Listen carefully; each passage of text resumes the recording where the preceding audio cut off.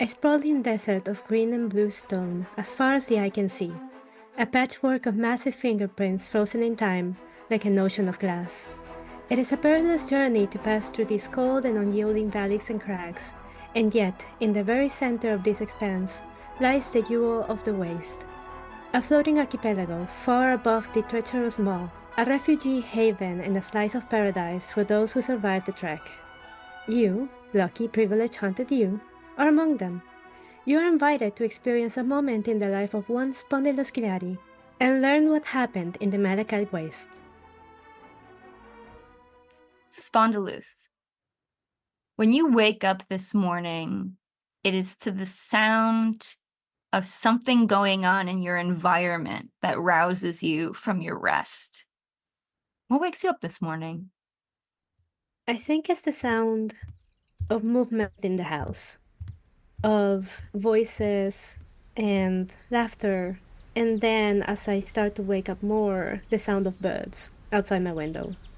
You hear the sounds of the bird song outside, and it's nice because in Terraceia, in the main city, birds tend not to go there as often. There's plenty of pigeons and like the occasional like infernal dove that's happy to hang out there. It's got its own wildlife, the city, but here on Heshael, things are a little bit calmer, a little bit more peaceful, and the bird song is clear through the windows as you get up in the morning. You hear outside your bedroom. The first thing you hear, besides just kind of the muffling walking around, is the sound of your roommate, Cairo, go, Devin, Devin, Devin, I told you can't fall asleep on the couch. This is a shared space, Devin. It's not, this isn't appropriate. And you just kind of hear Devin go like, is this a couch? I was just trying to get to bed. And Kyra's like, Devin, it's so rude. I'm trying to come out here and do my meditations. It's hard to do my meditations when there's someone who's still drunk on the couch. Aren't you supposed to be in class right now? Kyra's like, shit, where are all my orbs? Where are my orbs? That's what you hear on the other side of your door before you've even gotten out of bed. It isn't surprising. It's happened so many other mornings. A similar yet different conversation. Sometimes they switch and it's the other way around. It's always a little funny, no matter how much it happens. And I'll just stretch and start to get ready for the morning. Describe your character for us, Ellie. Well, Spondylus Killari, or Lou to her friends, is an ocean nymph. She is pretty young in appearance.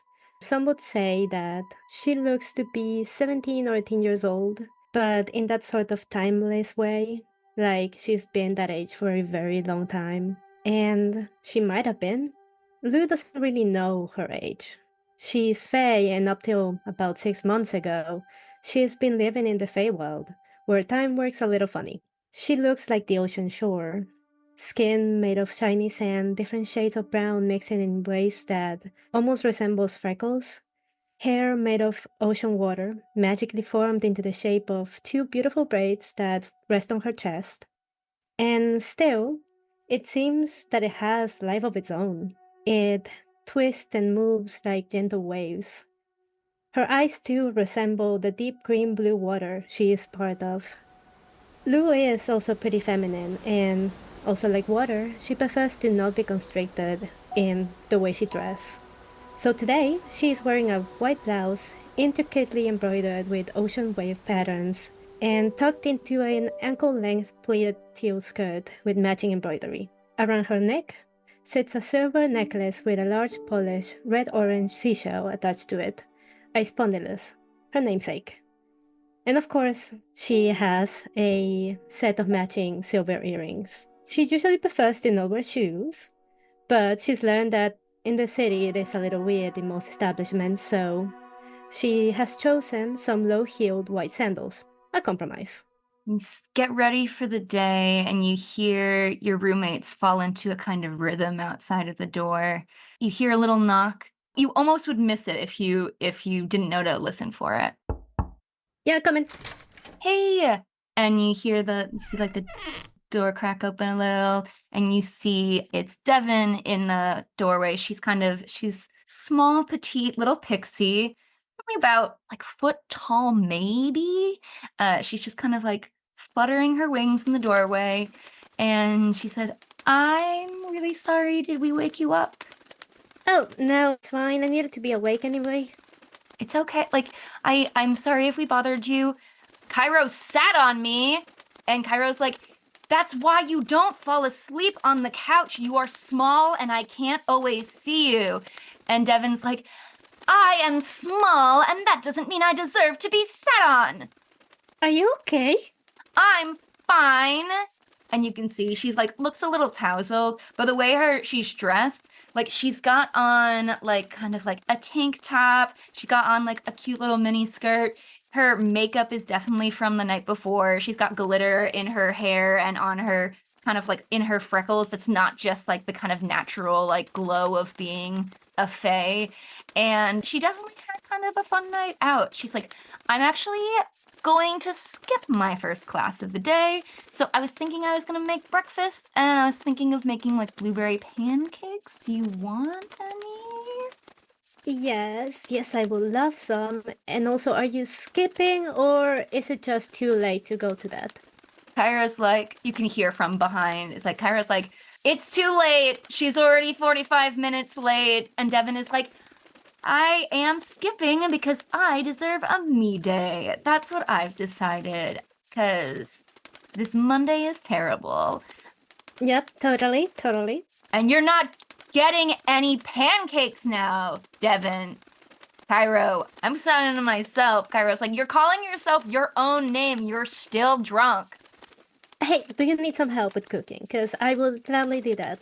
We can work together at least. She kind of gives you a little smile, and like, you can tell, like, maybe she was sort of hoping that you'd offer. And she's like, yeah, that would be really, really nice of you, actually. I got these blueberries. I don't have a lot of them, but Laurel said they're growing them up in Fayhaven right now. So I thought, like, we kind of have a little bit of a treat. Make a. But I don't really know how to make pancakes. But I figured I brought the blueberries, and then you could show me how to make the pancakes. I can show you how to make some pancakes. She kind of... It's fairly easy, really. Oh, yeah. And she, like, flits off to the kitchen, and you just see, like, trudging past Cairo. Kind of is like... He's, like, a fairly tall air genasi. He has long white braids that, like, almost like dreads that go down to probably his mid-back. Kind of like a bluish white, like... He's sort of, I don't want to say insubstantial because there's like a physical element, but like if he wanted to be a little misty, he probably could.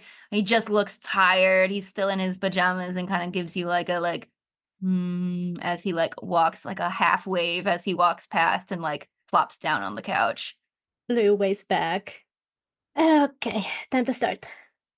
She'll move towards the kitchen, then look for her apron. And you step out into this little shared space. It's not very big. You're kind of in the 3, medium-sized bedrooms and then a shared common space and a little kitchen. It's not nearly as extensive as the kitchen that you grew up with, but it'll make do for what you need it for. And it opens on the far side of the room. There's kind of a big bay window, and you have a really nice view actually from here out onto the lake, Heshael, and the Inlet Key, which is where the main, like the community, the Hesha live. And it's not too far from the Orain Academy. If you look up the peak of the mountains that you can see, not too far in the distance, but there you can see some kind of jagged malachite peaks, and on one of them there's been this beautiful tower that's been hewn out of the rock, and that's the Orain Sorcery Academy. That's where your roommate Devin goes. I'll go join the kitchen and getting all of the materials, the tools, the pots and ladles to make some pancakes, but not just like any pancakes, not like quick pancakes. I'll make some good ones to share for all of us. Even those that were said shouldn't have any pancakes. I'll make some anyway. Cairo kind of comes over and gives you like sort of a pat on the back and is like, I know you're going to work soon. You don't have to like start working, pre-working just because Devin's hungover, you know, like you don't gotta like they'll figure it out. Oh, I don't gotta, but I kind of do this work mostly because I really like cooking. I'm good at cooking. I'm not really good at much else. I guess dancing, but Don't that's, say that. I mean, it's true. You know that. I chose cooking because it's easy for me. It's not easy though. Like I've For me. well for you, yeah. So I mean that means you're good at it. Doesn't mean it's just easy. Yeah, I guess. Means you had to work hard at it, you know, like I burn cereal sometimes. Yeah, so then maybe you shouldn't be arguing with me cooking. That's a Otherwise, you really would be having burnt that's a cereal. really good point actually. That's a really good It point. is. You see that he kind of gives you a little like kind of half grin. He's like, my fast doesn't end for another 20 minutes, so I'm gonna go do my prayers and then I'm gonna eat a bunch of pancakes if that's okay. Sounds perfect to me. I'll let you know when it's done. You see that that Cairo kind of goes outside where there's a little it's like a little thing that's set up. It's sort of like almost like a small tent that he has set up to do his morning and his evening prayers, and he kind of gives Devin a look as he passes by and like goes out through the door and like shuts it very pointedly behind him, and then you can see out through the bay window like him getting comfortable and like getting in his position to do his prayers for the day. Okay. Devin, what do you need? Is there anything that you need? Or just pancakes? Devin kind of gives a half-hearted like she kind of like raises up her arms, sort of like I'm doing, you know what? I'm doing pretty fine. And today's gonna be a good day, right? We're bringing good energy into the day. We are. It's gonna be really nice. It's gonna be a good time, and we're not gonna let anyone dampen our energy into this great day. Also, why didn't you come out with us last night? I know you love dancing. Like we were down at the Port and Plug. It was such a fun time. I know. I really wanted to go, but I was so tired, and I thought, well, I knew that today I was gonna have to wake up early and go do a bunch of things, so I didn't think it was a great idea. But like I think it's nice that you like to cook and stuff, and like it's cool that you have a job. But isn't your sister like a goddess or something? Yeah. Well, she got lucky, really. Yeah. How does one luck into being a goddess, though? Honestly, your guess is as good as mine. According to Theodora, my sister, she was summoned by a human that just kind of liked the river very much, maybe. And that river happened to have her name. And then suddenly, poof, goddess, warlock patron. That's so. That sounds great. I wish I could get a gig like that. Your sister's lucky. But she is gorgeous too, so that Oh, probably yes. helps. No offense, like not to say like that, like she's not like powerful and deserves to be worshipped. You know what I'm saying? Just like I think it's a little easier when you're like classically beautiful to be considered a goddess, maybe. Well, I think we deserve more representation for goddess and patrons and all that. Yeah, that's fair. I know some ugly ass gods, but so like a so pancakes. Those are gonna happen soon. Oh, yes, right now. And she's just in the middle of like grabbing things and opening the flower package, pouring it and measuring. How does it feel to get your hands into this dough and be back where, you know, doing the or it's not dough, it's pancakes, but get your hands kind of dirty and be back in this thing that you know and you love so much. I think it feels like home. It feels like when she was little and going back to helping mom. and learning all those skills being useful, but at the same time, not in I need to be useful, more in all of us together, we all do something. We all pitch in to make something even better together.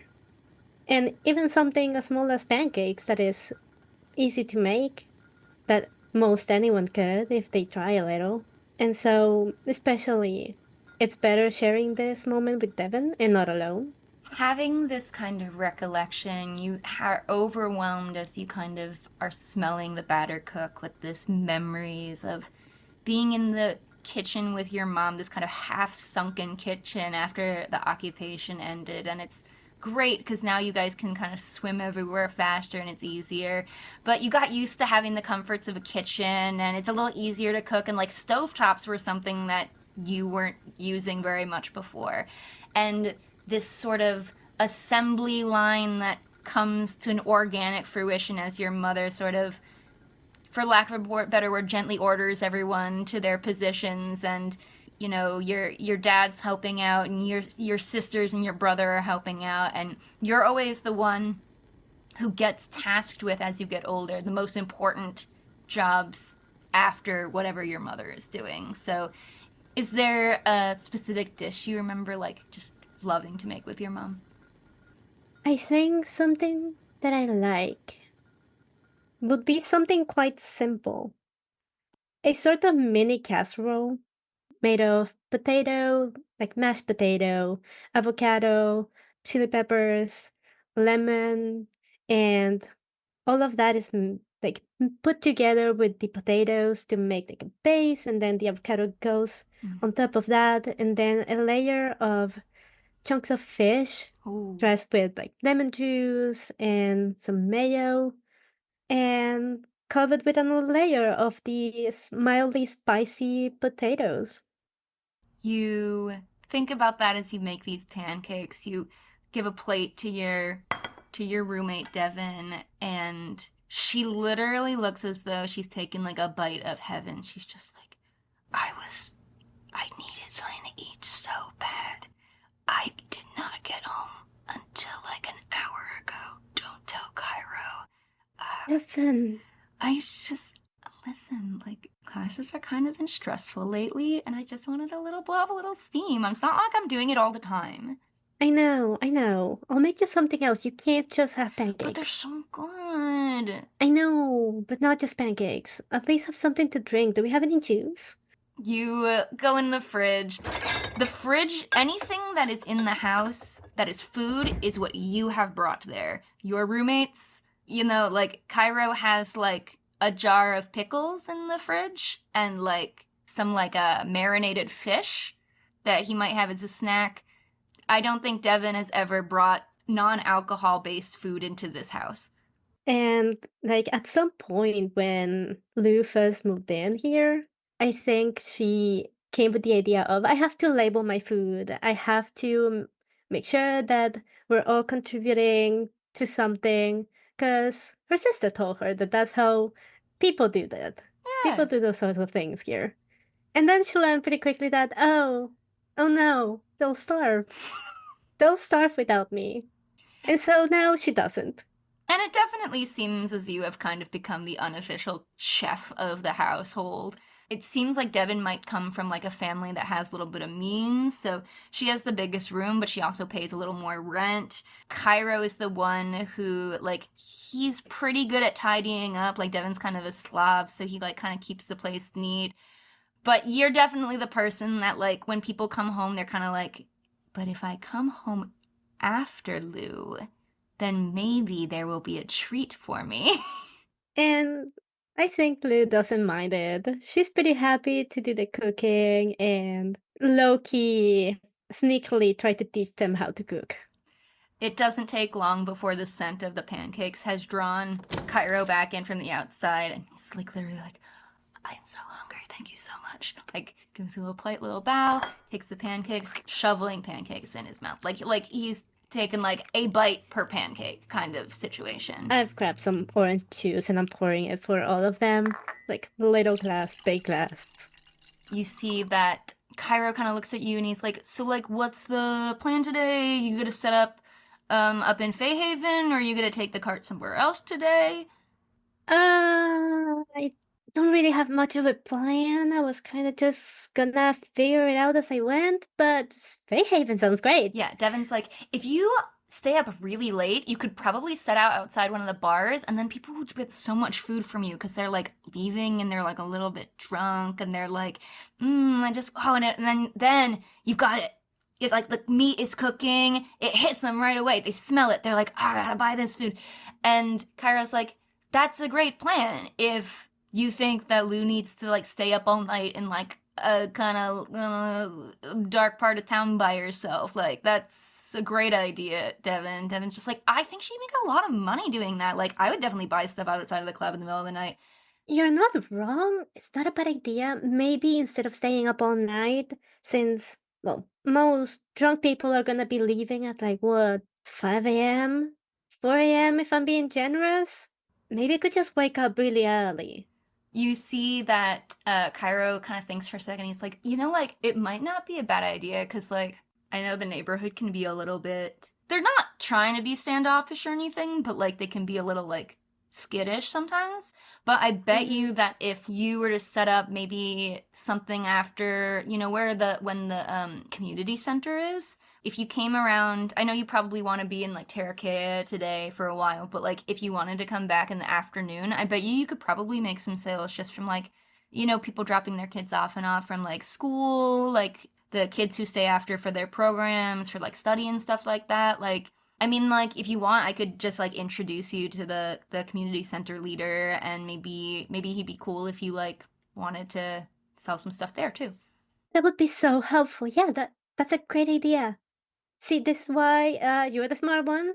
You have the great ideas. And Devon snorts, and Cairo pushes her off her chair. I mean it. I mean it. Okay, I guess I sort of have a plan now. Yeah, sounds like a pretty good plan to me. Do you need any help getting your stuff out to Phosphor, or are you gonna be okay taking the ferry by yourself? I have most of my things already set up. I prepared a few things yesterday while you two were out, so I should be good to go. Okay.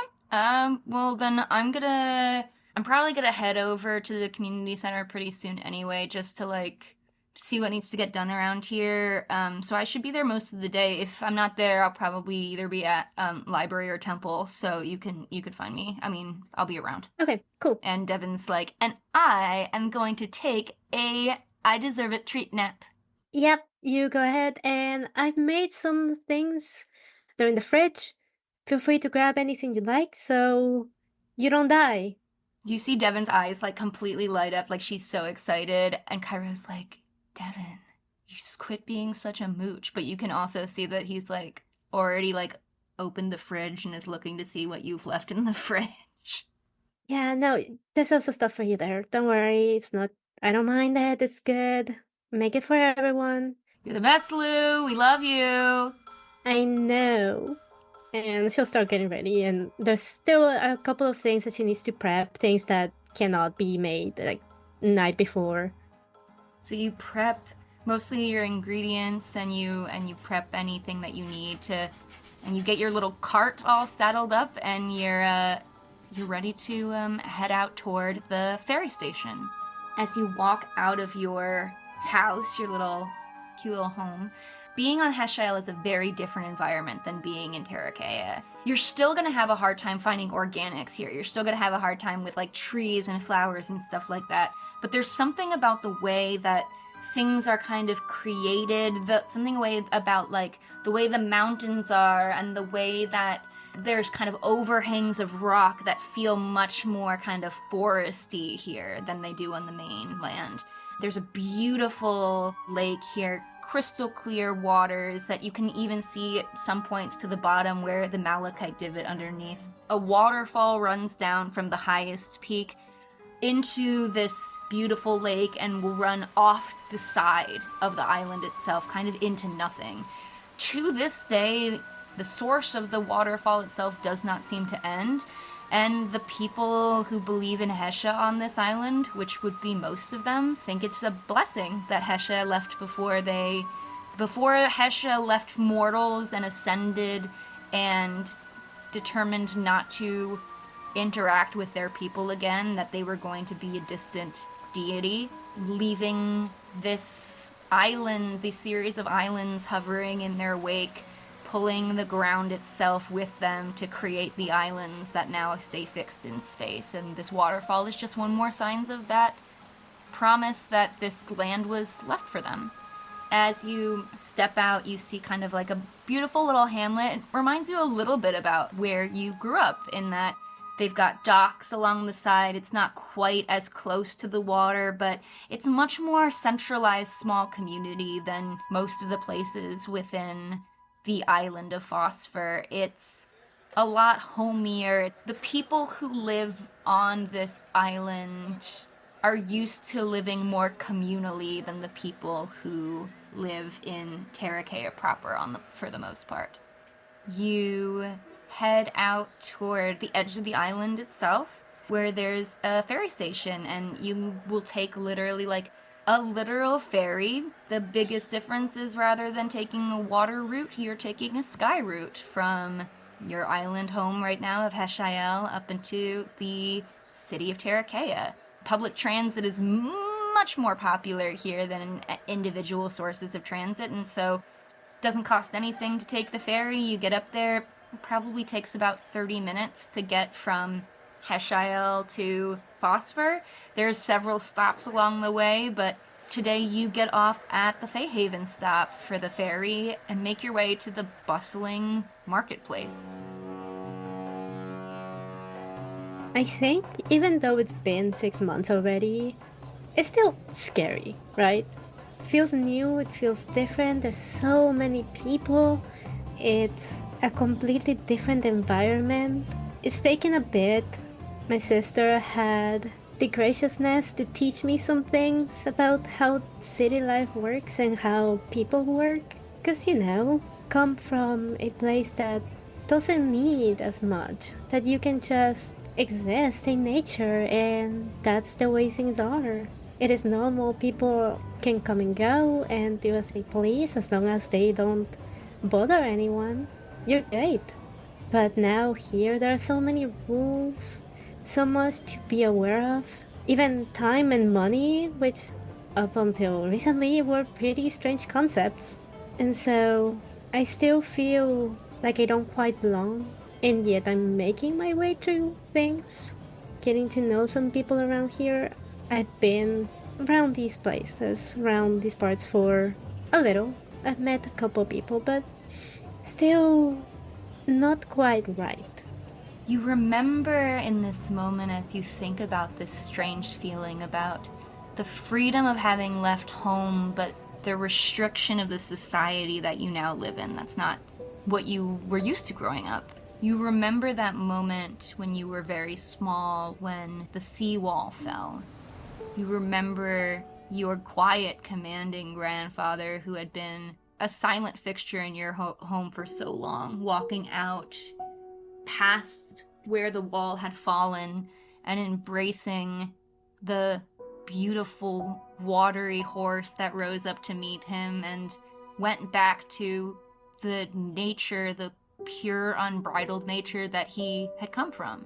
There was always something about that moment, and that there was a world beyond the little village that you grew up in that called to you. And it's interesting now being in a place where it's so far from home, it's so far from your family, and yet the rules and culture of this world has its own sense of binding to it that you're still getting used to. You're still familiarizing yourself with, whether these rituals and transactions are something that you enjoy, that make this experience unique, or whether they're things that tie you down.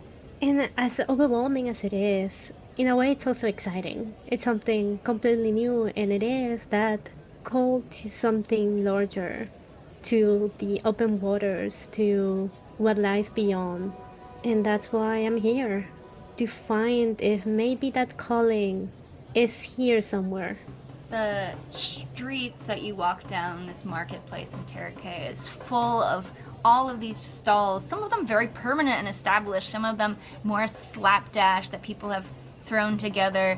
Above the more established stalls, these little, smaller mini stalls that are set in carved into the rock where people of smaller stature may do more of their shopping and walk along the grooves carved into the malachite itself. There's all kinds of beautiful clothing, fabrics. You see a stall that's selling different instruments. Some of them you kind of recognize. Like, that looks kind of like a guitar that you would have grown up with, a similar stringed instrument. And some of them are completely foreign to you. You've never seen an instrument. You wouldn't even know necessarily how it worked. You see all kinds of stalls selling different food. There are Dragonborn that sell, like, one of them has a bakery up here. They heat their ovens in the morning. There's a fire genasi who's selling essentially like very, very crunchy, spicy food that you just don't think would probably settle with you particularly very well. But there's like a whole group of imps that are really excited. Like, this is like a delicacy. They're thrilled. And amidst the kind of bustle of all of this, where does Luce find her place to set up her cart and start her day? I think we would find a space with some noise and bustle of the city. She likes the noise, she likes people talking and having fun. So she'll find a place where people are laughing and enjoying themselves. And she'll look for a spot that fits her cart, maybe where there's some more savory foods, and she'll go there.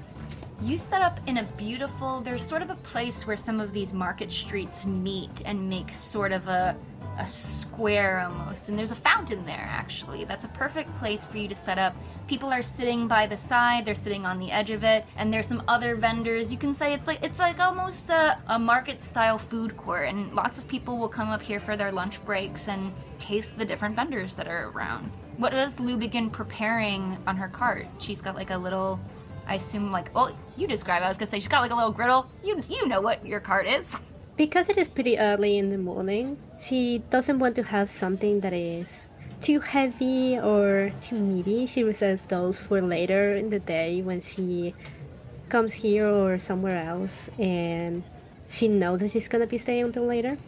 So for now, she has like a little section with tamales, and she'll have a side with the equivalent of ceviche. Oh, nice. Oh, that sounds delicious. Because together they fit perfectly. Yeah.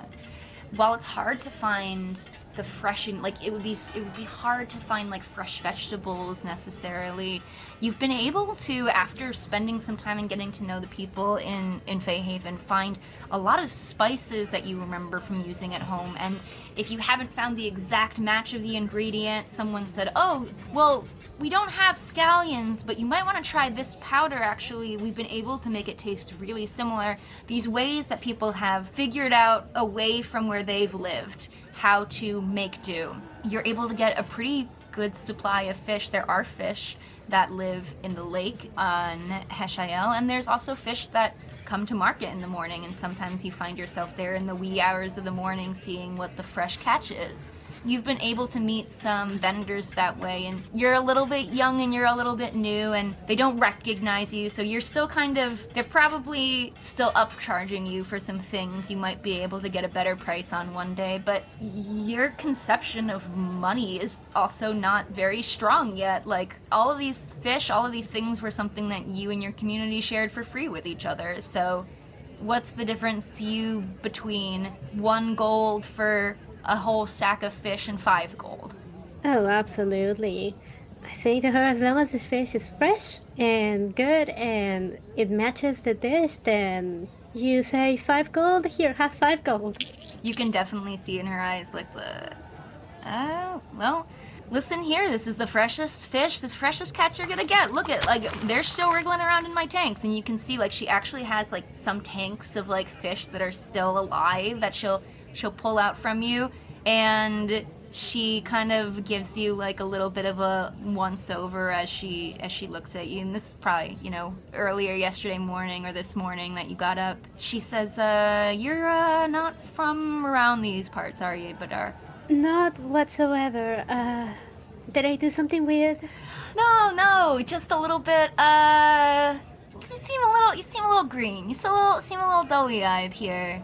Oh, It's alright, don't worry, hon. Listen, come here. And she kind of shows you some of the stuff that she has. She says, so what's the occasion? What are you getting all this fish for? oh, I'm starting a business, cooking. You're starting a business? Yeah. Hon, you gotta get better at budgeting if you're starting a business. And she kind of gives a little laugh at that. I know, my sister said the same thing, but I have kind of an idea of how things work, but the values of things are really not sticking quite just yet. Okay. Where are you from? The Feywild?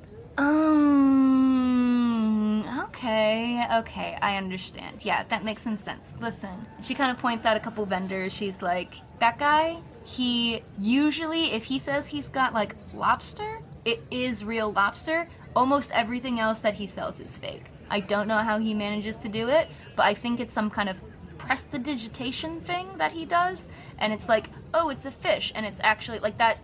There's no way that it doesn't taste like a fish. Do you know what I mean? Like you taste it and you're just like, that is off.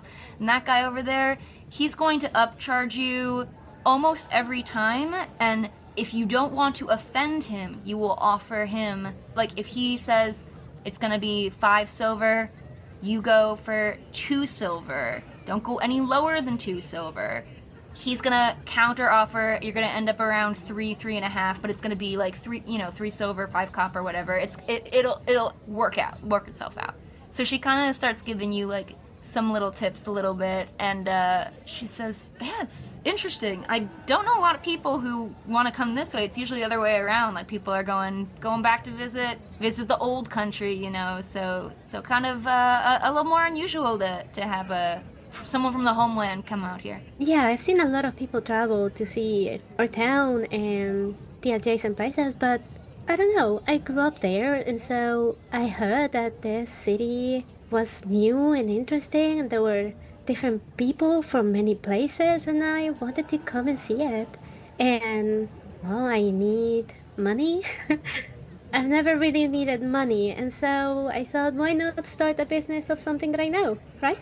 She sort of, yeah, that sounds really nice, hon. Yeah, come back tomorrow. We'll talk a little bit about, she like looks a little concerned about like, yeah, that's gonna go well. If I were you, there's actually like a business association for the stalls in Fayhaven.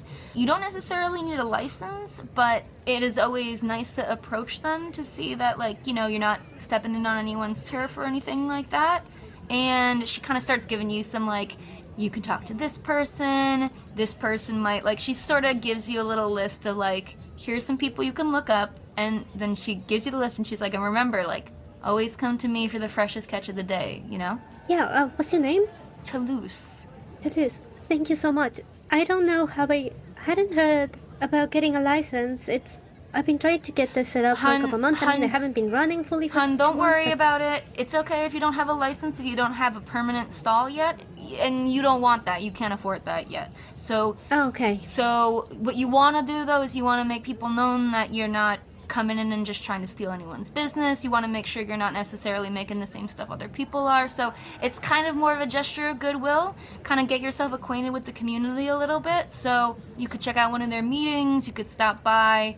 There's usually somebody there to talk about stuff. And make sure, my advice is, if you're gonna work in the market, it's nice to be generous with your wares, with your fellow sellers. Might ingratiate you to your presence there. You know what I mean? Right. Okay, that makes sense. Are you a good cook? That's the major difference. Because if you're gonna give someone food poisoning, don't bother. I'm a good cook. Okay. Good. Yes, I would say so. People say so as well, so should be good. That's a good sign. So, start small. Don't bite off more than you can chew. and keep that in mind. And you remember that's a conversation you had a little bit before, you're here now in this moment. And now that you've had a chance to kind of be here in the market for a few months, how has Lou taken that to heart at all? Lou has started asking questions to people who seem to know what they're doing, and not just her sister. Because as much as her sister is a goddess and all, she not fully a citizen. The business association, the people there are a little wary, but they understand, and they check out your visa, and they make sure, like, okay, you're here on a visa that looks okay. They essentially mostly want to know. I mean, like, it's a refugee city, so if you didn't have a visa, they weren't going to kick you out. But they essentially want to be able to connect you with the right people you want to be connected with, and they're giving you a chance to kind of show your mettle a little bit. And to be completely honest, it's a little bit dispassionate. It's a little less interested than you might be used to. They're not asking a bunch of questions about, oh, what kind of dishes is it going to be? It's a lot of paperwork, and it's a lot of like, and here are the recommended vendors, and you don't want to do this, you don't want to do this. So it's a little the bureaucracy of it is a little bit strange to you. But in the market itself, you found already that there are people who have started to know when you're coming by for the day. Do you have a way, as you set up your cart, like, a way that you attract people to come buy your food as it's cooking, besides probably it smells amazing? It does, but especially setting up next to the fountain and her being not only a nymph, but also a bard. She will start making a little spectacle using the water and some like magic just to make it look pretty and also fresh for the heat. Make a performance check for me. I love that. Okay. 15. 15, not bad at all. What is the kind of performance, the water, what does it sort of look like?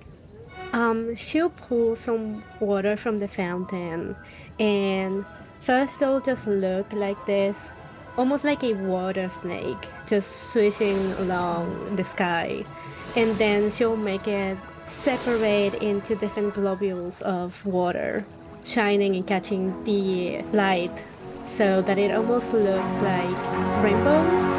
And eventually, when that's getting a little old, she'll, in a way, explode them to rain on people, but also distribute the water even more to create like a solid rainbow across the cart. Wow, like a mist kind of, that's gorgeous. You see, it definitely attracts customers. There are people who are sitting in the fountain and they watch the water rise up, and it's, magic is not crazy rare or anything in the wastes, but it's like a lovely kind of treat watching somebody sort of perform here.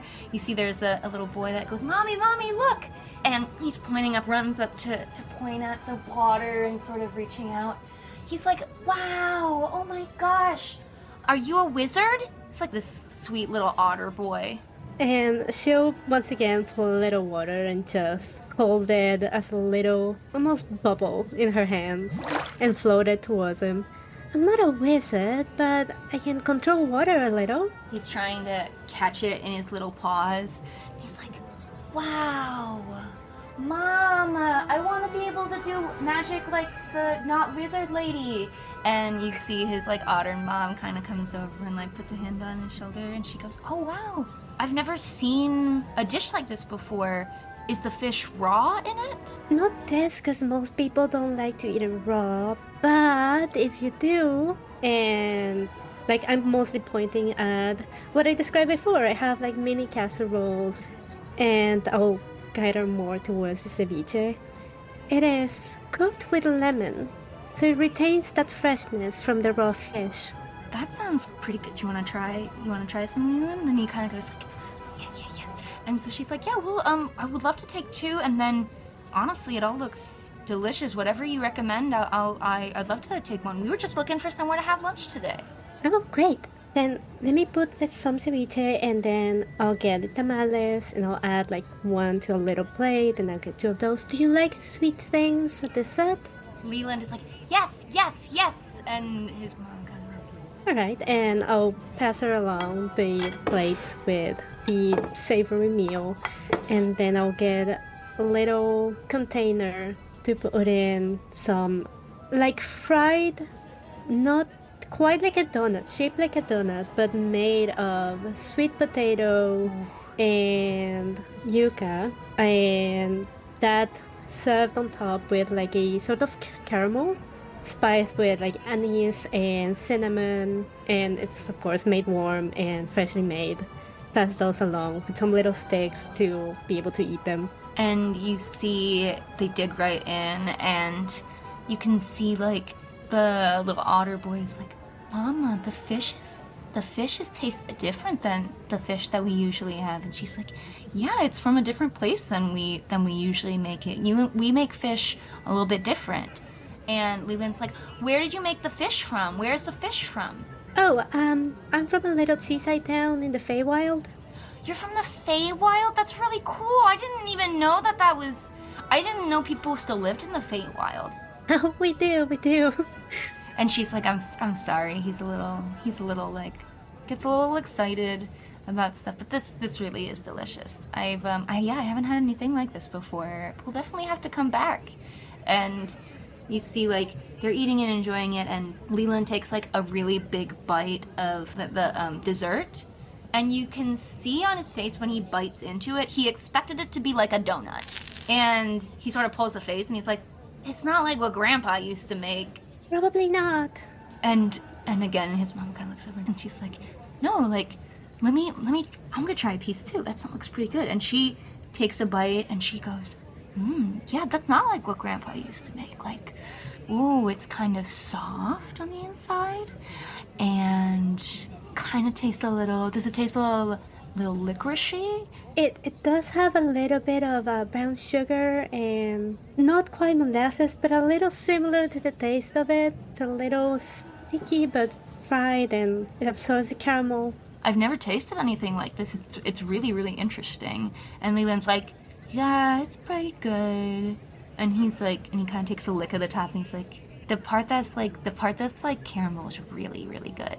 Just kind of licking at it. Essentially licks all of the kind of molasses caramel off the top of the treat that you've made. But his mom is... Just let it soak a little. It'll just absorb everything, and it'll be good throughout. She kind of goes like, he's at that age where he's getting like, mostly he's only eating like macaroni and cheese with clams in it, like fried fish. I get it. This is lovely. You haven't been here long. I haven't seen your cart around here. No, and I don't come every day. I'm trying to, but it's a little hard sometimes. Kinda new, I guess. But I change things up every so often. I'll try to bring different things for people to try. Well, this is lovely. We'll definitely have to come back more often. And, she leaves the coins for you and gives you a tip as well. Just say, like, thank you so much. What a wonderful meal and wonderful show. What do you say, Leland? Leland's like, thank you, wizard, not wizard lady. Thank you, that was really cool. You're welcome. It was nice to meet you. I want you to roll a couple dice for me. The first D10... We're gonna use this to figure out how popular your stand is today. Okay. 5. Middle of the road 5. So you're getting at the stand, I would say, 5 people every hour, every couple hours. It's not a huge day, but it's pretty steady, especially because some days you really haven't had any customers at all. I want you to roll another D10 for me. Oh no, that's a 1. You have a pretty steady stream of customers, and it definitely seems like there's a lot of people who like the food. But you can definitely see that there are people who walk past your cart and kind of like pull a face, or like, you might just hear like there's some like teenagers walk by and they're like, ugh, is that like fish heads in what they're making? Gross.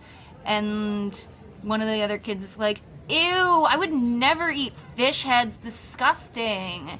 That's so gross. And they kind of like giggle about it as they walk. They're like not being subtle because they're brats. I just kind of say to myself, we don't really eat the fish heads. meet the rest, but, well, okay. And it's an interesting thing that, like, some people just come and they pay you and they take a tamale and they walk off and you don't hear anything about it. But there's maybe one person out of every five people who stop and they're like, man, this is really good. I haven't had something like this before. You are kind of spending most of your day here. You stay through the lunch hour, definitely, because it's the best time when customers come. And as you are settling into your spot a little bit, how does it feel, like the kind of response you've been getting from people? It's not surprising. It's been getting a little better with time, with some people getting to know me a little more. Not a lot of people from my town or even my culture really come here as often. If they do, they are just passing through. And so it's expected, especially with how infrequent it is for fish to be in plenty of dishes. So it doesn't feel too bad, but every so often there's the occasional comment that is like, ooh, I don't know if you should say that out loud. And then she moves on. You think about these like beautiful dishes that your mom made, and you're thinking like, I think I'm doing a pretty good job. Like, if people's tastes are different, you're not specifically judgmental about it, but like, how do people not like this? This is your home. This is the food that you grew up on. It's midday when you actually get approached by a water genasi couple, and one of them goes, "Oh my gosh, I know this dish. Oh my god, we used to make something like this back home, actually. We didn't use mostly fish, though. We actually used shrimp instead." Oh, we do have a variation with seafood. That's amazing. It's just harder to get. No, that mean it's hard to get shrimp here in general. I'm just surprised to see it. I haven't been to like a restaurant that served this dish in such a long time. Oh my gosh, this is so cool. And she kind of like turns to her partner and she's like, "Can you believe like?"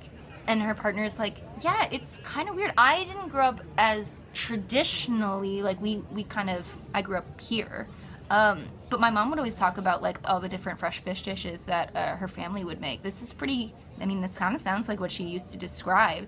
And you see they're kind of like chatting about how like the dish is something that one of the women remembers from when she was growing up. Like, yeah, she would always use shrimp and fresh paprika. It was like a little bit spicy. It had the lime juice in it. Oh my gosh, that was so good.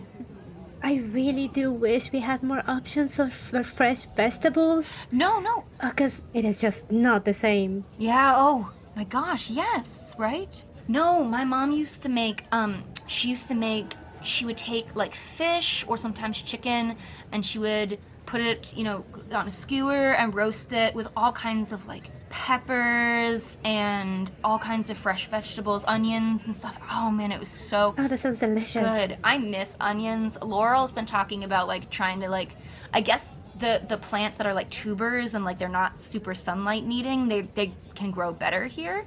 So she's been trying to figure out how to do some of that. That's why the cost of potatoes has gone down and sweet potatoes and stuff. But oh god, if they could bring onions, I miss onions. I know. But you know that the vendor down on Killari sells this like really amazing, like a rehydrated, like it's like an onion powder, and then if you pour water into it, it essentially like regrows the onion. It's not as fresh. It kind of tastes a little rehydrated, but like it's a really good substitute for when you need it. Oh, I need to go check it out. I hadn't heard of it. Yeah, 100%. Like, I've been trying to import some things and ask some family to send me some produce, but, it 100%. doesn't really work all the time and it's costly. Yeah. Oh yeah, of course. We would love to try this, and they take a couple, and the woman goes like, "Oh god, yes. I mean, needs a little onion." It does. Damn, this is like, oh gosh. Oh, it reminds me of home. It reminds me of what my grandma used to make.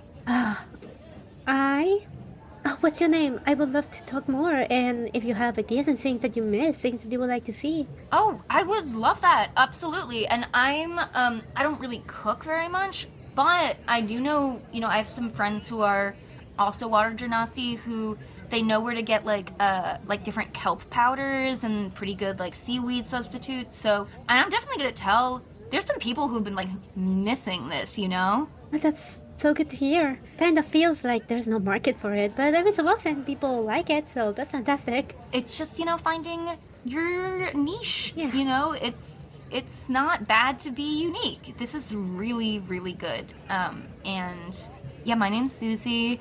This is my partner Daphne, and 100%. Is your cart usually here? Do you like move around? Usually I stay here around lunch hours, and then I move. Really, I kind of just follow where people tend to go later in the day. Yeah, that makes sense. I mean, you know, because obvious, like, the access to the water here is not the best thing in the world. It's definitely dry. I know. For me.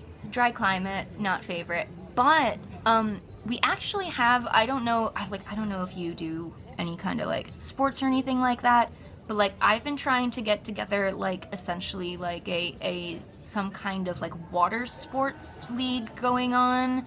There's a lot of folks around here who, you know, water genasi, nymphs, there's, you know, some people who are a little more amphibious who prefer that kind of stuff, and it's like a bummer not to have better access to the ocean and stuff, but there's a really nice pool over a gym in Midtown, and I was thinking of like hosting like a monthly event where people come and like do that.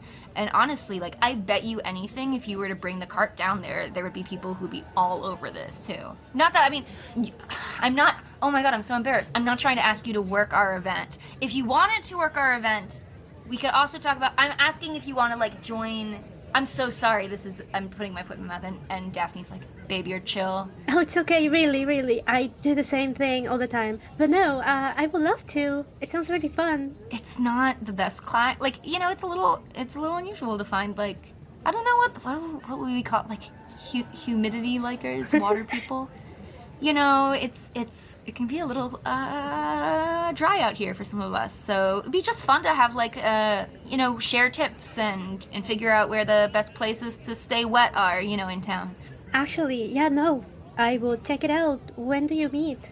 And I'll ask her for like details and things, where it is. She pulls out her crystal, you guys exchange. I don't know if you've gotten a crystal now that you've moved to the city. I would have, yes. Yeah. So, you know, you guys exchange information, and it's different because she's not a nymph. She's not a water nymph. She doesn't really know anything about the stuff that you personally have been through. But, like, it is nice for a second just to be like, I miss the beach. Like, don't you? Like, isn't it so... I just like when you can, like, get in there and kind of dematerialize, you know, just kind of be one with the waves. Yes. Why do I always need to have a physical form? It's so much, and like, you know, when we're at home, we don't feel the need to like fizz up necessarily, but like everything here in the city is really built for that. And I'm not saying like, okay, there's probably not enough people to have like a waterway or anything like that, but that would be cool, wouldn't it? Like if we could have some kind of like pipe system. Anyway, maybe that's too the change in the infrastructure just for like a certain group, you know, how that can get kind of like all bogged down and mucky, but like, yeah. Oh man, and the days like, it's fine when it's like today and it's just Solani Alpha, but when it's like the full sun, what am I supposed to do with that? Like, I literally have to bring a mister with me everywhere, or I will sometimes start to evaporate. Oh, that's horrible. I had to go to the doctor because I literally evaporated part of my shoulder because it was so hot one day, and like we were able to, you know, reconstitute. Like, it worked out, but like, yeah, be careful on hot days, like when you're out here. Get like a moisture poncho or something, because like it can be crazy. I am a little lucky since I'm kinda, you know, a little sand, a little... Yeah, you're a little sandy, yeah. But I love oh my god, your braids are so beautiful. Oh, thank you. You don't happen to be from Lena, do you? And you recognize that as, it's not your town, but it's pretty close. No, I'm from Kitska, actually. Oh my gosh, I didn't even know Ketska still existed, I'm gonna be totally honest. Well, it is smaller than Lena, and kinda on purpose is in the process of sinking. Yeah. Oh god, I forgot. they've like boarded everything up there, right? Like you guys couldn't even get out to the open ocean. Yeah. Were you there during, I mean, I don't mean to be intrusive, but I know that it's hard to tell, you know, with us, it's just, it can be hard to tell how long anyone was anywhere. Oh, I know. um, I was pretty young back then when it all happened, so my memories on it are a little fuzzy of how things actually were when I was growing up, Yeah. little kids. But Wow. it is what it is. I've luckily mostly grown up knowing, I guess, reconstruction of everything and looking to get back our identity and what we want to do from after. Oof. Yeah, my gran used to just tell horror stories about like they were allowed to be out in the ocean, but they had to like report in at the end of the day. Like it was all kinds of crazy stuff. Like I don't know, like I mean I obviously like I grew up here. I grew up on this plane, right? So it's a little different, but like I don't envy that. That's kind of amazing. Wow, I can't believe you lived through that. I know, like growing up, I didn't really understand how anyone could have boarded up our access to the ocean, because that sounds ridiculous, right? You can't just block us with a door. No, it does. It's, No. but then, I understood that it's magic and connections and rituals and promises and all that. It's the principle of the thing, right? Like even if they couldn't keep us out, it's just this idea of like, but you're not supposed to do it, and that's insane. Yeah, my mom, my grandma hasn't gone back. Like she just, I think it was just too much for her. My mom has gone to visit. We weren't from that area exactly. We were actually closer to where like Greenlee and the capital was. Oh. But yeah, I mean, I heard it's really different post Reconstruction, but like all those statues of those elven generals, you know what I mean? Like that's crazy that's still. I know. Yeah. But you will like it though. Kiska has changed so much, and it feels more like home. Yeah. Still, for me, I wanted to see what else I could find and what else is out there. Yeah. You must understand, like, the call. No, of course. And when people talk about like the water nymphs, they're always talking about like, I mean, Lena is such a well-known with all of those like really incredible caverns that people go to. Like I know it's kind of a tourist spot at this point, so it must be kind of strange like if people come visit and they're just like, oh yeah, this is what being a water nymph is like, it's Lena. Like you're like, well that's one part of it, but like it's not necessary, like that's not where I grew up. No, neither did I. We don't have as many touristy areas. It's so gorgeous. But if you're looking for, the touristy fun, it's not quite it.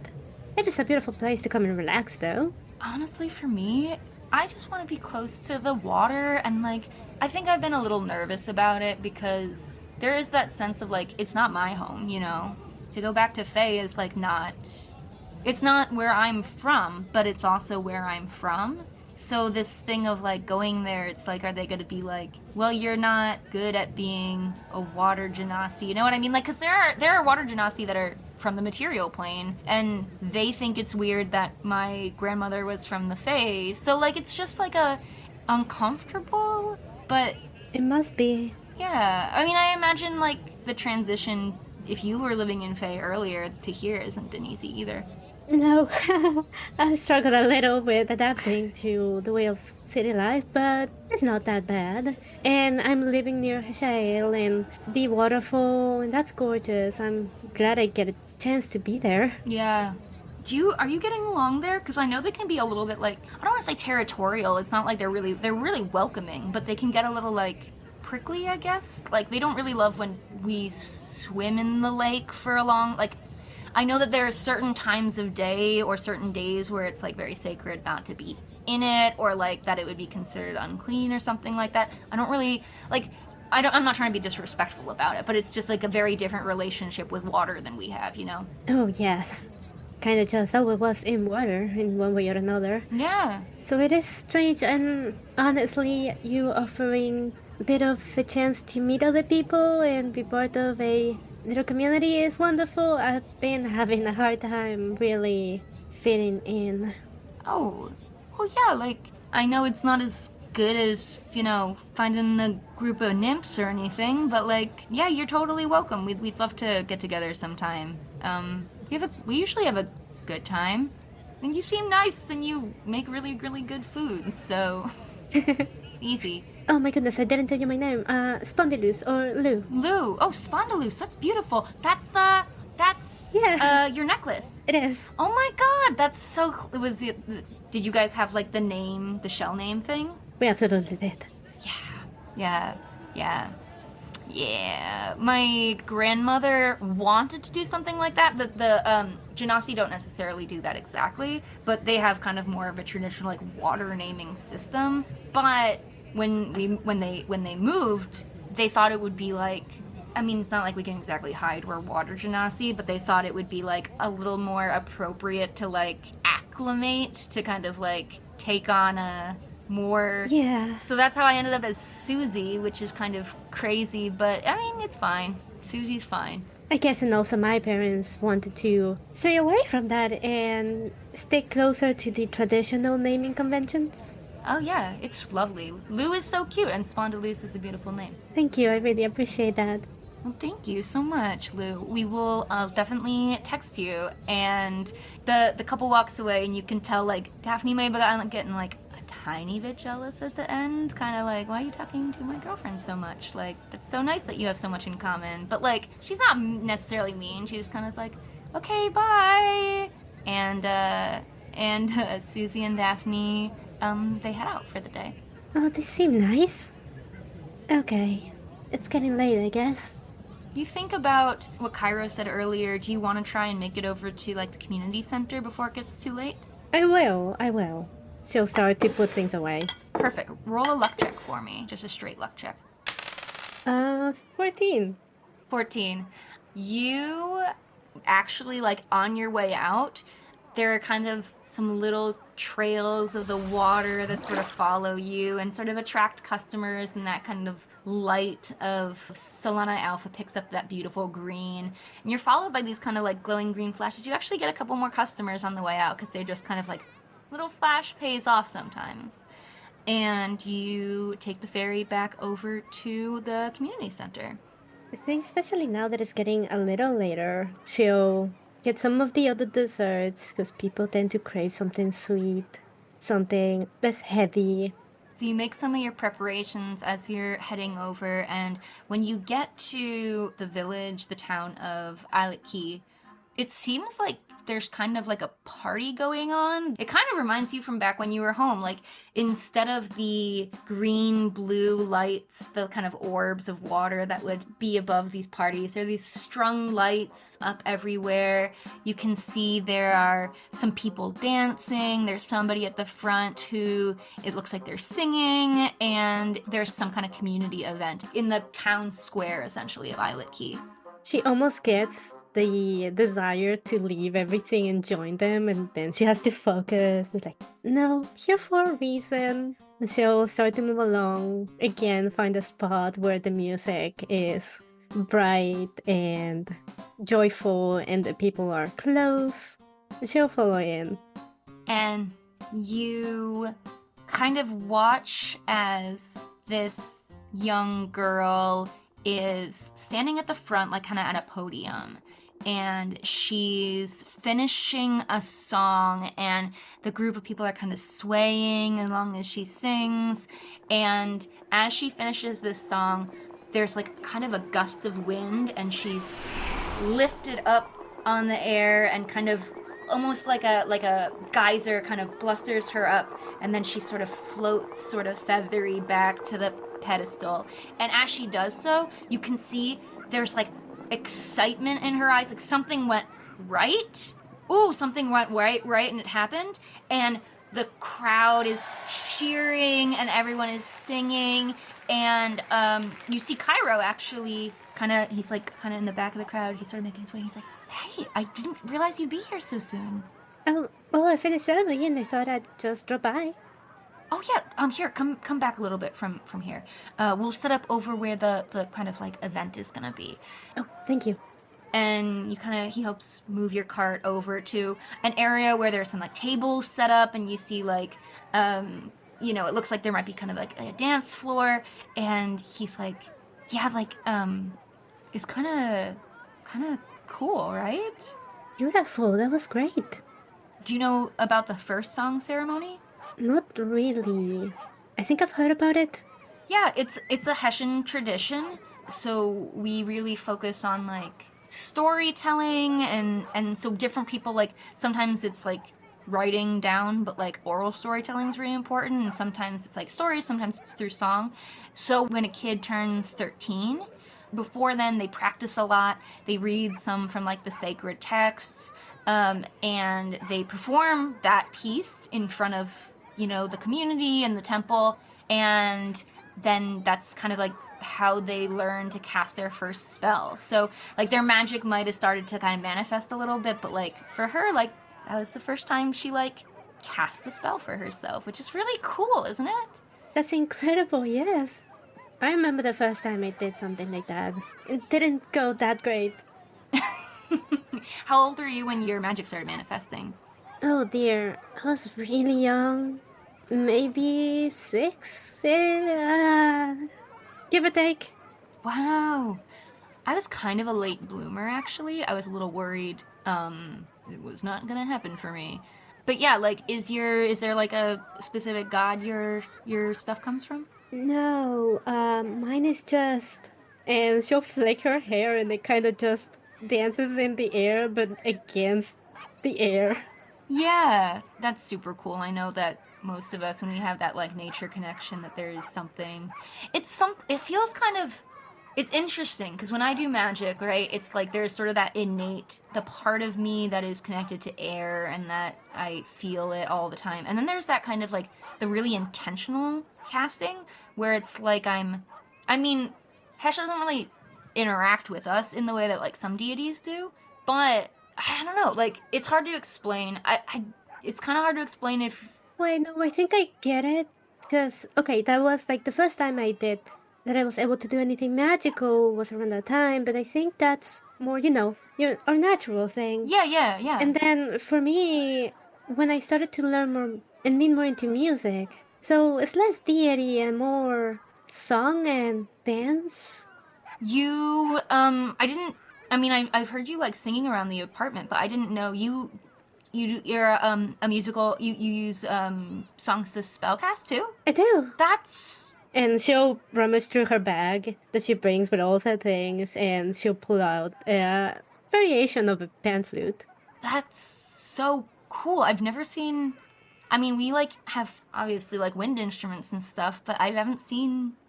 Like, what does it look like? Honestly, it kind of just looks like a pan flute. It has 2 rows of pipes. And he kind of leans in and he's like, "Oh wow, like yeah, I haven't seen the rows doubled up like that. That's actually really cool." When the rows are together like that, do you like play one row at a time, or do you then like can you play them simultaneously? Well, most people tend to do one at a time and just switch really fast, but a little magic, a little nature intervention, we can do both at the same time. That's so cool. That's so cool. Oh man. Okay, well, that's awesome. I didn't realize that you did that. Yeah, all of our magic is based on song and storytelling and stuff like that. So like some people are just really great storytellers, or some people end up being like, this is so funny, but like they'll be like stand-up comedians of Hesha. Like, there's different ways that people's gifts manifest. Some people dance. There are some people who do like visual art for it, but that's still a little more new. Like our community is pretty open to stuff like that, but when my folks were growing up, when things were a little more conservative, it was like you could only do a song or a reading. Like now it's gotten kind of a little bit different. Oh, I'm glad. That sounds more fun and more interesting. Yeah, it's been really cool to see how, telling stories and, continuing the stories of the culture and our people is like what a cool way for magic to come about, right? I know, right? For us, growing up, there were a lot of festivals, and so people just gravitate towards music and song and dance. And it makes sense, water. Yeah, 100%. Wow, that's really cool. I mean, one of the things that we would do is like, actually, if you wait 1 second, I bet you, and like you see like the kind of congregation is like sort of breaking up and they're heading kind of to over where you are to like where the dance floor is and stuff. And they're all carrying the young woman who's just become, a woman in Hesha.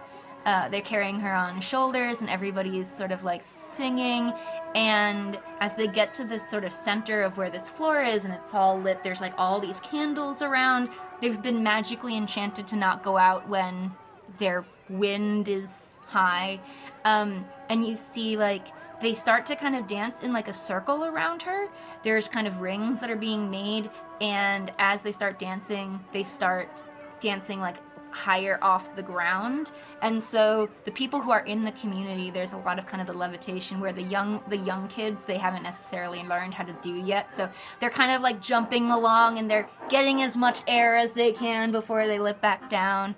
But he's like, I don't know, do you wanna dance? I would love to dance. I cannot do that, but Well, I mean, we'll do whatever your version of it is then.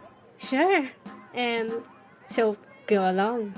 Cairo offers his hand and he kind of pulls you over to the dance floor. And, this music is not the music that you're used to. It's got more, there's a lot of minor key in it, but it's still very lively and it's a lot of woodwinds. It's the kind of music that resonates through the air and you can kind of feel the pulses of it in you as you dance. It's upbeat and it's fast, and even though it's not the style of music or the songs that you know, this is the tempo that you know how to dance to. Perfect. That was honestly the one thing that she would care about. And I think as she started to get into, okay, I can dance to this. I can use my feet to dance to this. She will be like, give me a second. She will reach down, unhook or unclasp her sandals and just toss them near the cart. She'll be like, "Ah, yes, this makes sense."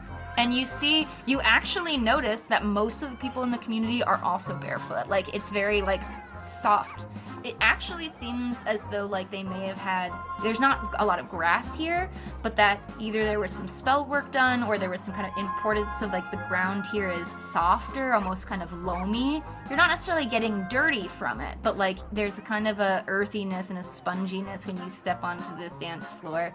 And Cairo kind of, like, politely, like, takes your hand and kind of lets you take the lead to whatever dance. She'll be surprised at first at realizing that, oh, you're letting me guide, because she was expecting that he would show her what they normally dance like. But given the opportunity, she will first move slowly, guiding and listen to the music, getting into the rhythm, and then she's the type of person, the type of dancer that is guided by her feet and her hips.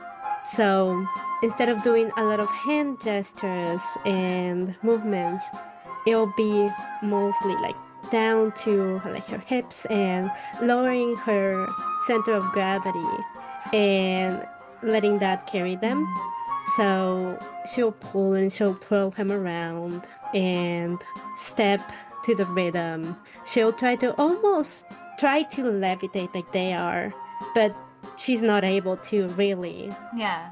But with the way that she skips and does little jumps and spins, it almost looks like she might start to. You see as you pull your skirt to kind of reveal the like beautiful undercoat of it, and it's so colorful as it kind of moves as you dance, that Cairo is using a little bit of wind to kind of help it get a little like height, so your jumps are a little bit higher and your dress can have a little bit more like the flashiness of when you are dancing. And there's a couple kids who are nearby who also can't fly yet, so they start kind of like, wow, like kind of dancing and like spinning when they're trying to like copy the moves that you're doing. Make a performance check for me. Sure. That's a 17. All right. So as the kind of music dies down for this particular dance, You see that there's a few people who are kind of like watching, and they're like, you're seeing from the most part kind of people being like, oh, you can't fly, so this is your version of doing, like, it's a little bit your dance, it's a little bit you're kind of trying to do some of our moves a little. And you see there's a one woman who's wearing a similar style dress. It's not quite as flamboyant, it's a little bit more plain, but she kind of shows you how to do the way that she kind of pulls it back and forth, like in a real kind of quick movement that's like a little bit different. And she's sort of like, oh, like this. And they will copy and try to mimic the motions. And she starts sort of showing you some of the movements as they start kind of moving into another group dance. She sort of kind of like beckons you over, so like follow my feet. Like, she's not even really talking to you. There's not any words that are said of like, come join us. It's just this kind of like, it speaks for itself. Yeah, in a way we speak the same language. Yeah. And as this goes on, as you're kind of dancing, you notice one of the elders walk up to Cairo and start speaking to him a little bit. Are you kind of embroiled in the dance right now, or do you try at all to kind of listen to what that is? She would turn and like try to lock eyes with him to figure out what's happening, and she realized that, oh, might be important, so she'll smile and keep dancing. Just let him do his thing. And you see Cairo kind of make an insight check, actually. Sure thing. Oop, that was a natural 20 for Wow! 22. Shoot. Okay, well, I'm going to give it to you then. You think that the elder has come over maybe to ask Cairo what the hell he's doing. Like Cairo's maybe being told off a little bit. It seems almost like they're arguing for a second, and then Cairo says something like very like firm, like kind of like that's the end of the conversation, and the elder looks a little like flustered or frustrated and walks away. Hey, so with Lou noticing that behavior, she kind of starts to dance a little less eye-catchy.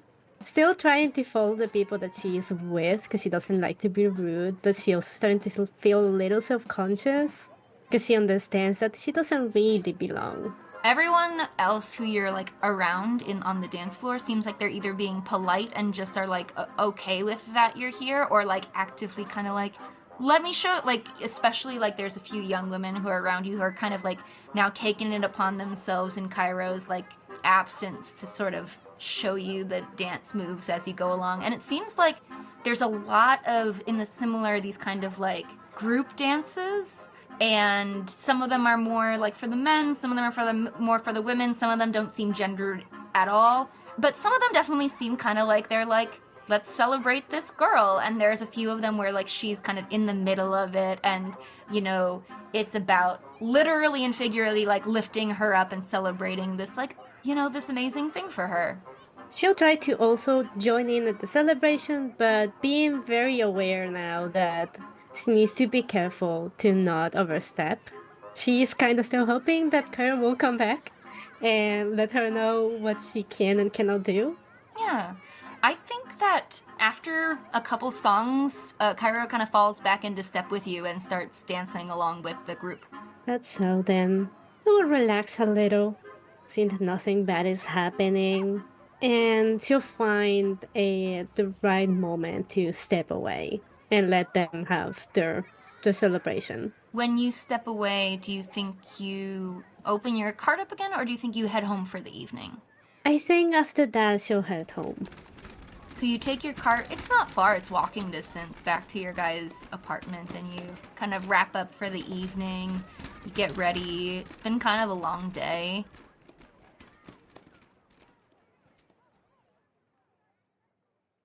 How does Lou feel in this moment? Like, there are a lot of interactions today, and some of them were good and some of them were bad. Like, what's the primary kind of vibe at the end of the night? I think she would think first about some of the things that didn't go so great, especially that last one, of that reminder that she doesn't yet have a place that feels like her own or a group where she belongs. Knows that she left that all behind when she left her home. And so sometimes she misses that. Mm. And right now, I think is one of the times when she would miss that the most. So maybe she will be a little down for a bit. It's not too long after you get home, maybe within the hour, that Cairo comes in and he looks a little like tired, a little sweaty because he's been dancing too, and he's just kind of like, "Whew, that was a party, wasn't it?" Oh, it was.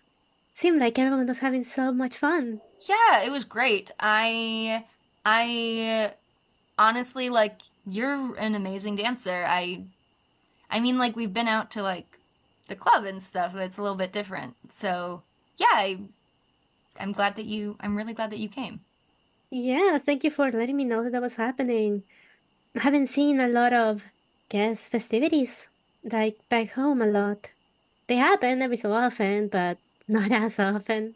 Yeah, I mean, there's like kind of big celebrations, like with a big C, and then like smaller gatherings, and like this is kind of like an in-between one, like it's like a graduation, right? Like it was a big day for her, and I think it's cool that you came by. Thanks. I would love if you would tell me some about your traditions later. Yeah, and I think that I want to have Cairo make an insight check to you to see if he can tell that you're down. Cairo kind of looks at you and says like, "Do you want to know what the like most important thing about Hesha is? Sure. Have you ever heard of the promise?" I think I've heard it mentioned by a couple of people in the plaza sometimes. Yeah, people will talk about it because it's like it's kind of the whole reason this city was founded. Like not just like Heshael, but like the archipelago. So, because Hesha is sort of different than some other deities, like we can't talk to them, it's there isn't anyone of my people who's still alive who got to talk to Hesha. Right. So, a lot of it is like how, like legend, right? Or like how we think that it happened. And it's not entirely clear, but the story sort of goes that Hesha and humans had a conflict, like that Hesha didn't like what humans were doing, or that the Air Genasi were doing, like their followers were doing, and in this like fit of rage, just destroyed all of their followers. And then this idea was that like they felt so bad about it, maybe, that they had to leave forever. Like they couldn't come back and they couldn't talk to us anymore. So they grabbed at the ground, they clutched at the earth, and they pulled the archipelago into the heavens. And like when they left, like that's what they left, right? Like these islands waiting for us. So when we came, we wandered all through the desert, like that this used to be a land that was verdant and there were trees, and that in this incident, like Hesha turned everything into this wasteland. So it took a long time for the Hessian people to get back here, like the people who were outside, the people who didn't get destroyed. It took a long time for us to get back here. And the idea of the promise was that we spent so long not being at home anymore, essentially, not being connected, that anyone who is looking for their home or doesn't have a home to go to, that there would always be a home for them in the archipelago. The promise is that everyone who needs somewhere to be can find a home here. Sounds like a lovely idea. Yeah. And sometimes there are people in my community who have to remember that that's the core tenet of our religion. I guess so. There's really, really cool things about being Hessian, like it's a really, really cool religion, it's a cool culture, and there are things and like rituals and ceremonies and things that are sacred and people don't want outsiders to be a part of. But the things that make it special, sharing the songs and stories and dancing, who are we dancing for if not other people? Are we just sharing it with ourselves, or are we sharing it with people who want to learn more about it, Right. I guess that makes sense. Yeah, so it was really nice for me that you came, because I know, like, I don't think you're planning on becoming Hesha, but, like, I don't know, I think it's cool that you get to learn a little more about, like, why I came here and why I, decided I wanted to be where my people are. It makes sense. And it's nice to know that you have such a strong bond to your culture here. It's nice, and, there's so much of what our culture is made up of that only exists because we couldn't be here. We had to find scraps of home away from home? Like everybody who's Fae here is the same way. Like the people who ended up here originally is during the war or during, they came as refugees. They came because they didn't have anywhere else to go.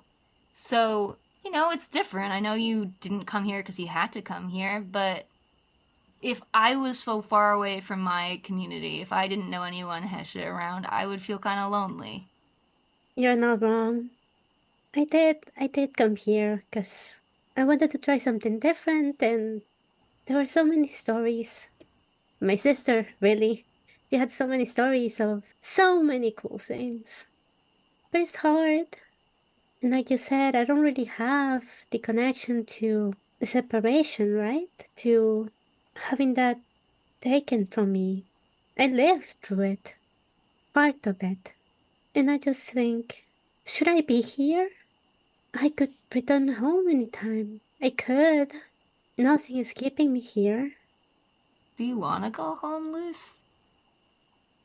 Sometimes. But not really. I know that if I went back, I would want to leave again. It's sort of the curse of it, right? Yes. My family's not from here, and I miss them sometimes. I mean, like, my mom raised me by herself, and it's kind of scary to be out here without her. Like, I'm like an adult and everything, but I miss her, like, a lot. But that's the thing is, like, some days you gotta want to go home, and some days you want to stay, and hopefully more days you want to stay than you want to go home. And maybe the more you're here, you find more reasons that you want to stay. And I'm not saying, like, if you want to go home and you really miss it, like, I never tell you what to do. Like, you're my roommate, and I think we're friends. I would be kind of sad if you left, because I think I'd starve to death, and also because you're great. Yeah, I do think we're friends. I'm not gonna leave. Not anytime soon. I'll leave at some point just to visit and to make sure I don't become mortal. Yeah, that part sucks. A little. I don't understand it. Not yet. You might never have to, but I don't know. This is a little bit about being mortal, feeling like you don't belong. I think lots of mortals feel that way. I guess so. It makes sense. I think my favorite part is that I know people who are 400 years old and they've never lived. Because what does it matter what they do today or yesterday? It's all the same thing. And I live longer than some people, but I'm gonna die someday. And that means that every day matters. It does. And I think every day matters regardless. Does it does it get easier? Does it get more like home? I think you just get better at making your own home.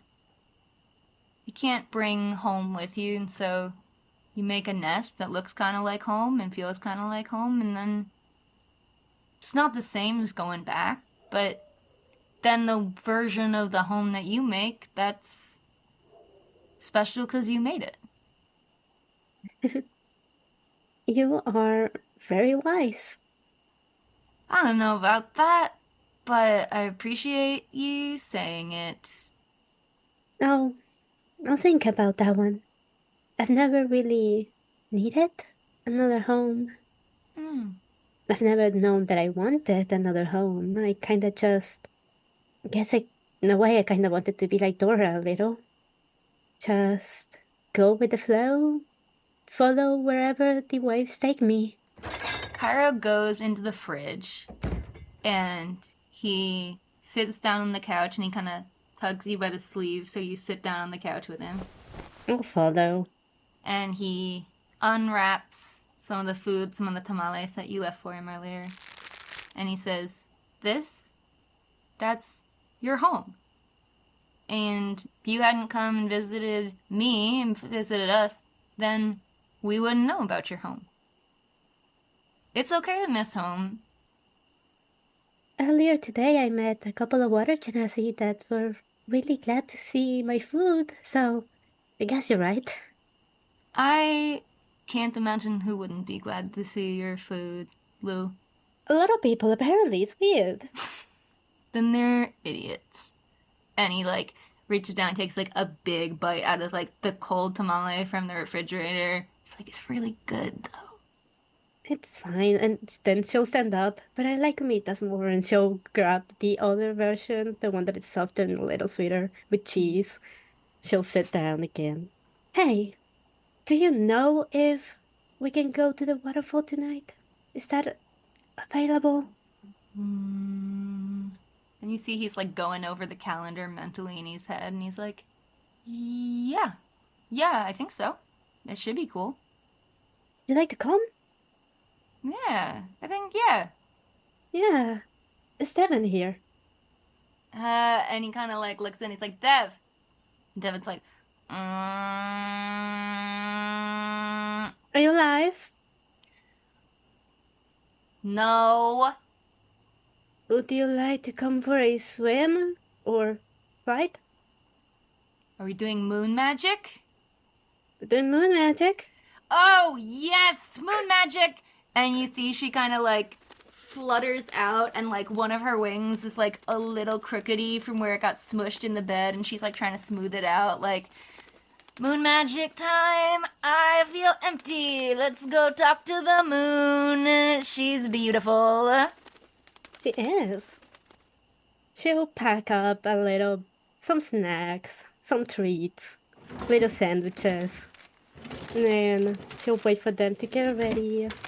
She mostly just doesn't grab much because she doesn't need much. Yeah. She is water anyway.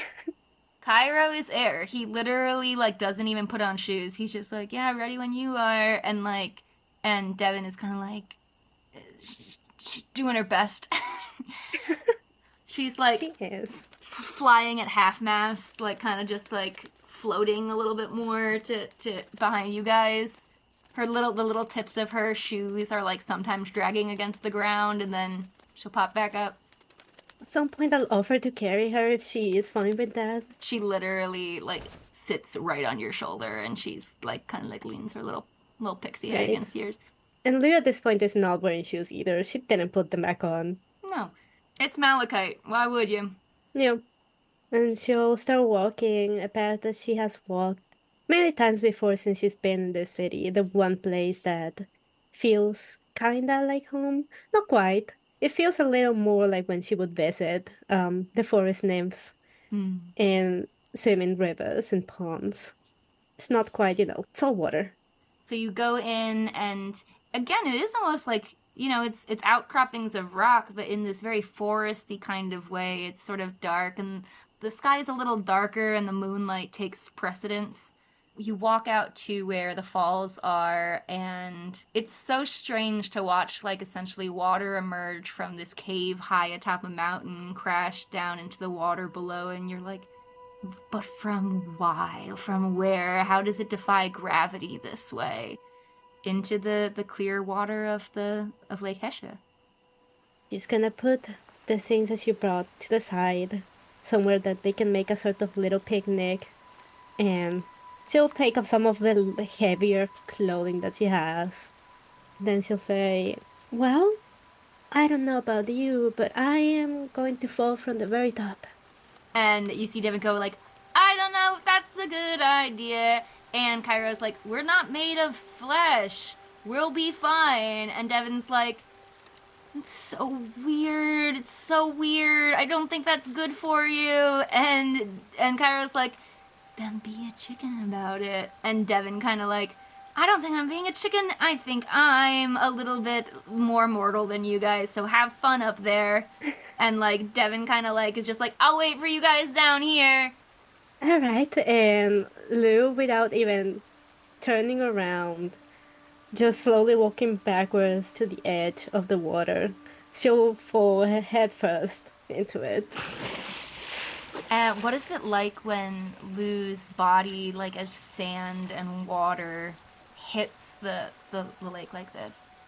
At first, it looks like just a normal person made of flesh and bones diving in, but quickly, without that gravity pull of the mass falling in, instead, it's like it's absorbed in, just fully becoming one with the water, but Incredible. retaining a little bit of that corporeal material. Yeah. Like she shapes the water and still retains her form. Still looks like Lou, but more like the water that she's in. So almost like the kind of sand of her dissolves into the water and she takes on like a form of water when she's in the water. Yeah, more like that. And as Cairo jumps into, you can see as he hits the water, it's a really interesting. It's like watching a sort of air pocket bubble version of Cairo form under the surface. And he kind of tries to swim along with you. He can't get very deep. His air keeps kind of pulling him upward a little bit. But you sort of see like there's something almost staticky to it, this kind of like returning to this elemental form as he like jumps in, and you see like he laughs and like bubbles like stream up toward the surface as you dive in together. Yeah, like she's done this before, like with him, and she knows, so she'll pull him along so he doesn't fully float sometimes whenever there's like a more interesting part underneath the surface. And then let him go and then catch him again. Almost like playing a game in the water. You swim together, and it's strange because never in your time at home did you have to stop your little brother or your sisters from floating away from you in the water. But you remember being in the water with Moreau as he tried to catch fish to save them and, keep them safe. And you remember with your little sister making sure she wouldn't wander too far off from where your home was. Not until she was a little older and she was better in tune with how the current flowed. And there's something about being here in the water again, even if it's so different, even if it's so far away, that feels like home to you. It does. And she'll think about the way people back home would play in the ocean. Almost like watching dolphins jump and do wonderful things. Like almost dancing once more, but in the water. And as part of it, that it became like watching a water spectacle at a show, but with more intention. And she'll carry that thought as she approaches the waterfall. Defying gravity because she can, she'll swim upwards into it. And can Kyra follow along with that? Oh, interesting. Well, there's oxygen in water, but he probably doesn't have quite the control over it. He tries and is kind of knocked back, and you can see him like sort of laughing at the base of it as he kind of waves up at you. He's like, and he comes up from the water and turns into kind of more of a wisp of himself and follows you along in the air beside you as you move up through the water. One point, like she'll stick out a hand and just high five him as they're going up He high fives you back, kind of a bro. until they reach the very top. And at the top of this kind of mouth of the cave where the waterfall sits, it's essentially almost entirely taken up by the lip of it, though there's sort of a kind of like a ledge on either side that you guys could sit on. She will for a moment. She'll come out of the water, retaining that more water form. And she'll look at the city from where they are. What does it look like to her? Far enough away that it looks smaller than you know it to be. This great floating rock in the sky, and it's darker now. It never gets entirely dark out in the desert with Solani Alpha showing behind above, but you can see the lights twinkle of the upper city. You can see in Fayhaven all of the lights that are strung between houses. You can see in the mid-city that offices are shutting down, the lights are going out, and the kind of bluish purples of the undercity, that kind of neon glow that the streets have. You see outside the city walls themselves the small pockets, the suburbs and the communities where the lights are most gathered. You see far, far above that tiny island of Flotsam and the lone tower, that dark tower that just sits there. And below you see Hashael. You see the lights of the Arain Peak, the academy. You see the village. You see Islet Key and where your houses would be. And it's peaceful and it's quiet in a way that in the city center it never quite gets. He'll take a moment to admire it all. You know, Cairo, really isn't that bad here. It's quite beautiful. Yeah, I think so too. Thank you.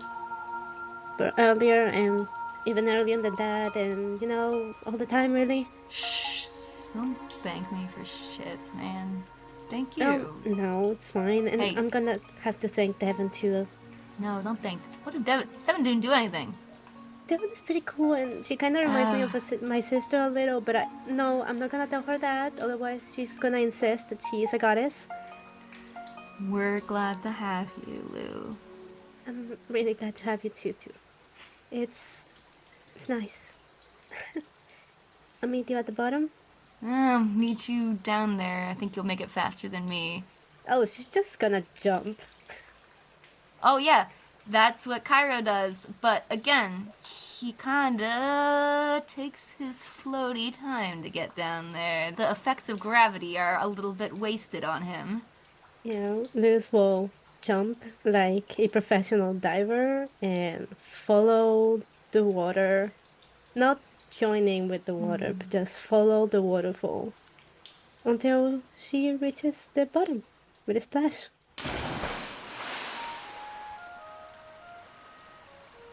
When you finally go to bed that night, what are your last thoughts before you fall asleep?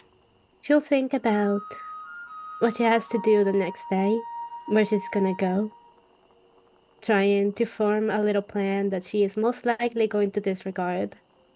She'll think about her family, her mom, her dad, her siblings, and the friends she has, and the friends that she hopes to get. She has some opportunities and things that she would like to try. It's not so bad here. That you fall into a deep, well-deserved sleep.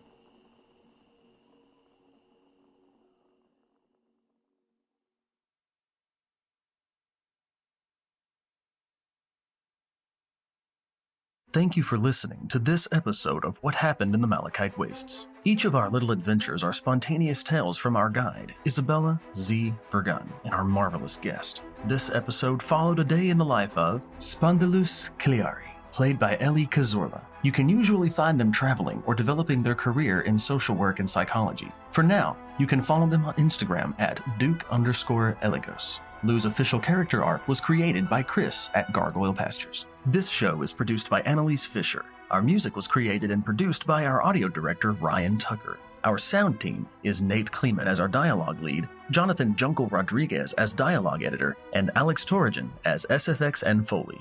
Our incredible art team is led by our art director, Chris, Gargoyle Pastures, and featuring our incredible artists, Caroline Gendron and Anna Renee Chavez. Our team would not be complete without the hard work of our social media manager, Jalen Rose, our Lorekeeper, Kyler Carter, and our server warlock, Alex Glica. Find us on Instagram and TikTok at the Malachite Wastes, or join us on the official Malachite Wastes Discord server to see more of their amazing contributions. If you'd like to support our team and the work they do, please consider subscribing to our Patreon, where you can find all kinds of cool bonus content like Session Zeros, Patreon-exclusive interviews and sketches, sneak peeks at upcoming art, and much, much more. You can find all of our team's incredible individual work linked in the episode description below. Thank you for listening, and remember to keep checking back with us so that you can find out what happened in the Malachite Wastes.